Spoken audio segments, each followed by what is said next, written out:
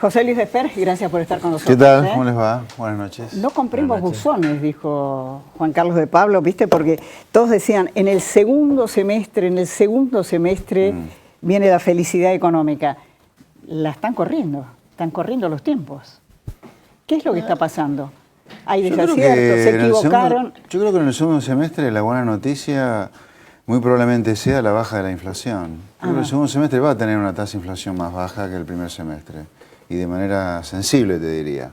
Ahora, si Macri cosecha políticamente esta baja en la tasa de inflación es otra cosa, porque hay que ver qué pasa con el nivel de actividad, con la economía. Y esta era la gran apuesta del gobierno hace unos meses, ¿no?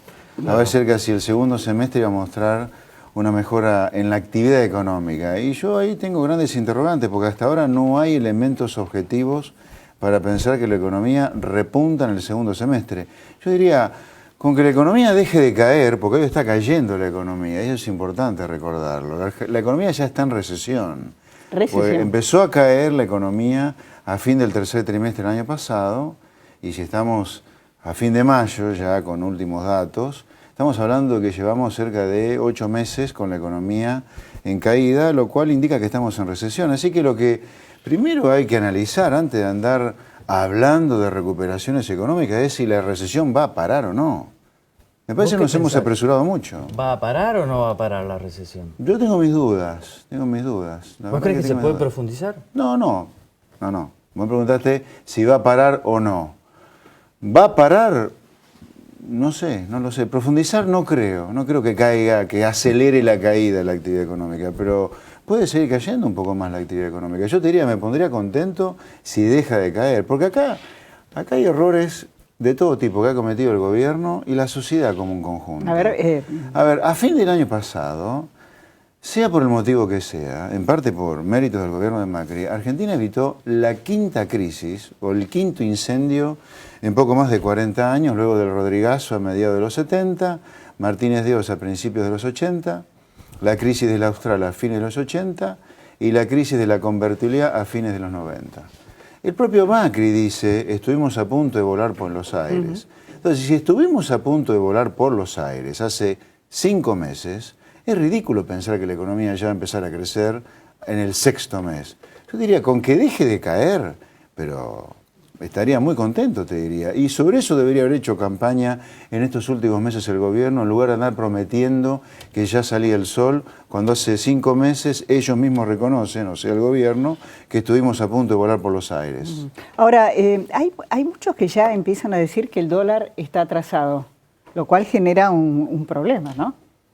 ¿Cuál es tu opinión acerca? Sí, mirá, en relación, el dólar está, en términos de poder de compra, está muy poco arriba del dólar de 9,80 de Cristina Kirchner. Sí, es cierto, sí. Sí, pero acá de nuevo, poco importa si decimos que el dólar tiene que ser de más de 14 pesos si la inflación luego de devaluar se va a acelerar, ¿no? O sea, acá lo que hay que discutir es cómo hacemos para mantener el poder de compra del dólar que vos quieras poner valor nominal, ¿no? No importa el valor nominal que le pongas. Ahora, vos no estabas de acuerdo con este enfoque gradualista de Prat Gay y Macri realmente. Sí. No estabas de acuerdo. No, y sigo no estando, pero como no soy un chiquito que se empaca, el gobierno decidió por un camino con el cual yo nunca no comulgué ni comulgo, pero bueno, no puedo estar diciendo, uy, qué mal. Pero la pregunta es, incluso los resultados, desde tu punto de vista, que está obteniendo Macri, no son ni siquiera los que el mismo gobierno preveía. ¿En qué sentido? Y con este enfoque gradualista se pensaba que después, en el segundo semestre, se iba a empezar a crecer, y eso, según estás diciendo, no va a ser posible. Sí, crecer no, claramente no vas a crecer en el segundo semestre con respecto al año pasado. Ojalá que dejes de caer, pues insisto, la economía está cayendo y está en recesión. A ver,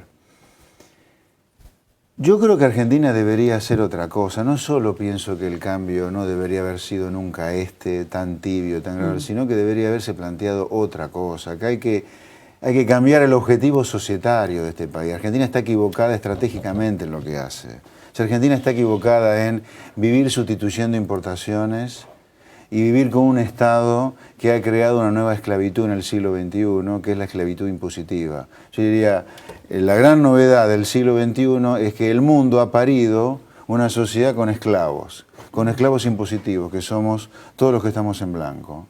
Y aclaro que los que estamos en blanco son cerca de 13 millones de personas, no es poca cosa. Así que hay 13 millones de personas que acá son esclavos de un Estado que se los fagocita impuestos y encima se los roba porque no le da nada. Entonces, yo hubiera hecho otra cosa, la verdad, un cambio de 180 grados. Ahora, Macri no decidió, no solo no decidió ese cambio hasta ahora, sino que además decidió hacer un service de a poco. Bueno, si el service es de a poco, señores del PRO, la recuperación va a ser extremadamente lenta. Y ojalá que termine bien, porque la historia hasta ahora le niega la razón al gradualismo. Todos los gradualismos terminaron en grandes shocks. Ojalá que no sea este el caso y tampoco tengo la menor idea si va a terminar en otro shock. Pero la apuesta gradual implica recuperación gradual y ojalá que no terminemos en un shock. Ahora, ¿alguien podría decirte, en materia tarifaria, con los aumentos del 400, 500%, no tiene nada de gradual eso? Sí, tiene mucho de gradual. Mirá. ¿Cómo? A ver. ¿Por qué? Porque con los aumentos de tarifas que ha habido, y ni hablar con todas las medidas cautelares que hay, con la marcha atrás que ha ido el gobierno, no sé dónde quedaron esos ajustes, pero antes que se iniciara esta ola de retrocesos en materia tarifaria, junto con el retroceso de la ley del arrepentido, junto con el retroceso de la posición de Argentina con Venezuela, habría que estilizar y conceptualizar esos tres retrocesos del gobierno. Pero aún sin retroceso en materia tarifaria, las tarifas en promedio no llegan a cubrir ni la mitad del costo, A ver, pero pongámoslo en términos simples. Pero es que son impagables para la mayoría de los argentinos. No, para la mayoría no. O Para para alguna buena parte sí, parte. para la mayoría no. Pero además hay otra cosa, Sí. y acá se equivoca de nuevo el gobierno de Cambiemos en la estrategia comunicacional. El gobierno de Cambiemos tiene que decir que como concepto, aquel que se opone al ajuste tarifario, como concepto, que hay excepciones no hacen a la regla. La regla debería ser, señores, hay que pagar por las cosas lo que las cosas valen. Y aquel que me diga que no quiere pagar el aumento de tarifas, que le explique a Salustriana que le van a seguir cobrando el impuesto inflacionario para financiar el no ajuste tarifario de una de las regiones más ricas de la Argentina. Así que la persona como promedio que se niega el ajuste es un cara dura. Que haya excepciones no hace la regla. Sobre el ajuste que no llega al 40% del costo, yo te diría, mirá, en la última década los precios se multiplicaron por casi 15. El gasto público por 30. Esto los caraduras de la política no te lo dicen. Por 30 se multiplicó el gasto público en Argentina. Las tarifas se han multiplicado por 3, por 4, por 5 ahora. No es un ajuste brutal. Sí es brutal la asimetría de ajustes. Al sector privado un tarifazo importante, un naftazo, y por otro lado la política sigue de farra con el gasto público, porque acá ajuste de gasto público no hubo ninguno. Eso es lo que irrita. Eso te quería preguntar. ¿El déficit fiscal no ha sido modificado por este gobierno? No, se ha dejado de pagar lo que se ha ejecutado, y lo que se ha ejecutado, en realidad se ha subejecutado el presupuesto prácticamente en obra pública, ni el 60% se ha ejecutado de lo aprobado el año pasado. O sea, Ahora, no hay baja de gasto público, hay subejecución y no pago de lo que no se de lo ejecutado. Ahora, yo no creo que se baje el gasto público a partir de incluso lo que decía Jorge Asís, que empezó la campaña electoral del 2017 ya. Bueno, a ver. Si Macri no logra ganar en la provincia de Buenos Aires, va a tener serios problemas para continuar. Como siempre, algunas preguntas hay que responderlas en dos planos. Lo que debería ocurrir y lo que puede llegar a ocurrir, que puede no tener nada que ver con lo que debería. Yo creo que sin duda, de ninguna manera va a haber ajuste de gasto público. No lo hubo hasta ahora, menos lo va a haber a medida que se va acercando las elecciones del año que viene. Al contrario, yo creo que el gasto público va a empezar a crecer más fuerte en los próximos meses y vamos a terminar con un déficit bastante superior al del año pasado, lo cual es una política fiscal absolutamente irresponsable de parte del presidente o del subministro de Economía y/o. Y en tu opinión, si bien es difícil, pero vos sos de opiniones fuertes y eso lo valoramos mucho, ¿vos crees que esta política gradual va a continuar o habrá algún cambio hacia un shock? Es una pregunta difícil porque es medio adivinar, ¿no? En el sentido que tu pregunta es, Macri, me parece que tu pregunta es esta, Macri, antes de sufrir una crisis, ¿va a ir por un shock o va a ir por un shock recién cuando sufre una crisis, ¿no? Es un poco tu pregunta. Me ¿O no gustó era más eso? tu pregunta. ¿Ah? Bueno, A ver la respuesta. Me parece, insisto, es un poco adivinanza, ¿no? Porque me tengo que poner en la cabeza de Macri a quien ni siquiera conozco. Pero si la historia sirve para explicar lo que pasa, yo no conozco ningún presidente que sin una crisis haya cambiado sustancialmente su rumbo.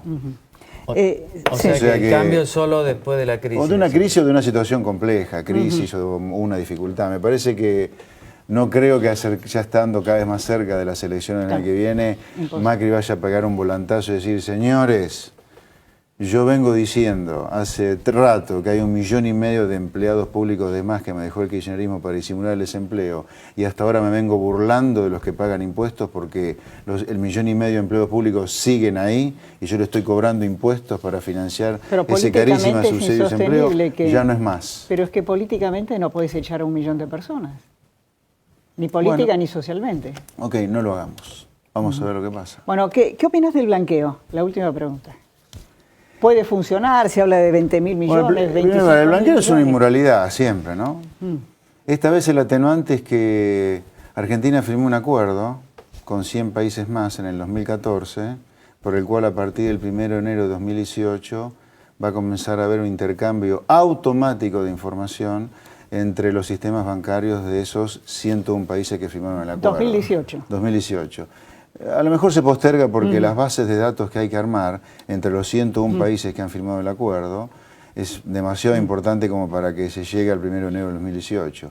Pero a diferencia de otros blanqueos, esta vez el blanqueo, yo no diría que está auspiciado, pero en parte se impone, entre comillas, como consecuencia de este acuerdo automático de información. Lo que yo creo que la gente que tiene dinero negro en el mundo, en el sistema bancario, no el que circula, acá el que corre peligro es el dinero negro bancario, tiene que tener claro que si después que comiencen a regir estos acuerdos automáticos de intercambio de información, si te descubren con dinero negro, te queda nada más que 1/3 de lo que tenías como consecuencia de todos los punitorios y retroactivos que te van a cobrar.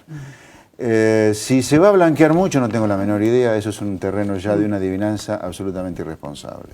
José Luis Esper, gracias por haber estado con nosotros.